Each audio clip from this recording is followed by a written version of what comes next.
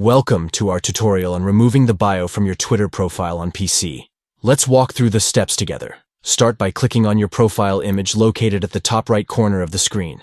This will open a drop-down menu where you can access various profile settings. Next, locate and click on the Edit Profile button in the top right corner. This will direct you to the section where you can make changes to your profile information.